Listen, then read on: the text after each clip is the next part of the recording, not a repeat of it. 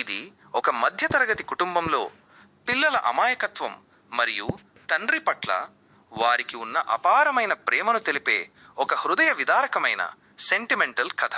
రామ్ ఒక సాఫ్ట్వేర్ కంపెనీలో మేనేజర్. ఎప్పుడూ పని ఒత్తిడిలో ఉంటాడు.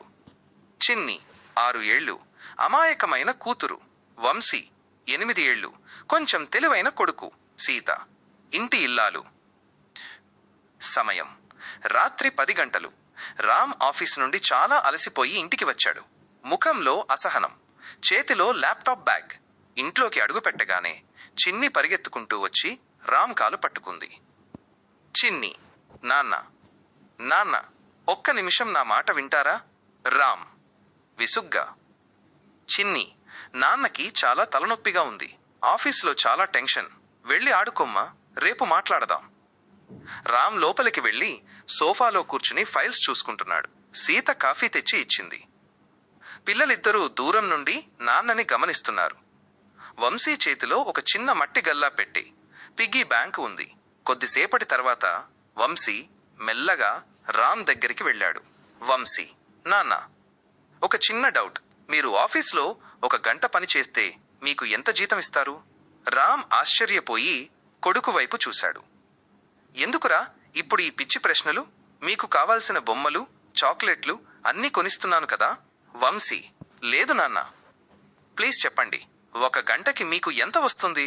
రామ్ సర్ది చెబుతూ, సుమారు ఒక 500 రూపాయలు వస్తుంది అనుకో. ఇప్పుడు నీకేం కావాలి?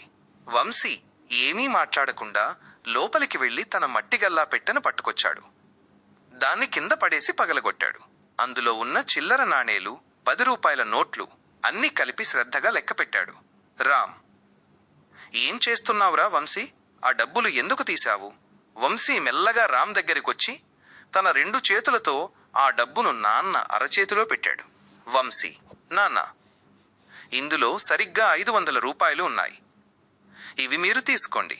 రామ్ గందరగోళంగా చూశాడు. ఎందుకురా ఇవి నాకు ఇస్తున్నావు? వంశీ కళ్ళలో నీళ్లు తిరుగుతుండగా ఇలా అన్నాడు. నాన్న, ఈ 500 తీసుకుని రేపు సాయంత్రం 1 గంట ఆఫీస్కి వెళ్లకుండా ఇంట్లోనే ఉంటారా? ఆ 1 గంట మాతో గడుపుతారా? మీరు ఎప్పుడూ ఆఫీస్లోనే ఉంటున్నారు.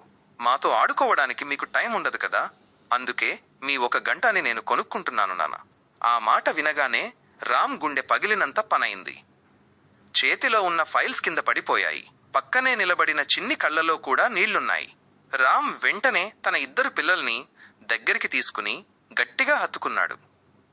తను డబ్బు సంపాదించే వేటలో పడి తన ప్రపంచమైన పిల్లల చిన్న చిన్న ఆనందాలను కోల్పోతున్నానని అతనికి అర్థమైంది. రామ్ కన్నీళ్లతో, నన్ను క్షమించండి నాన్న. రేపు సాయంత్రమే కాదు, రేపు రోజంతా మీతోనే ఉంటాను. మనం పార్కుకి వెళ్దాం, ఐస్ క్రీం తిందాం, సరేనా?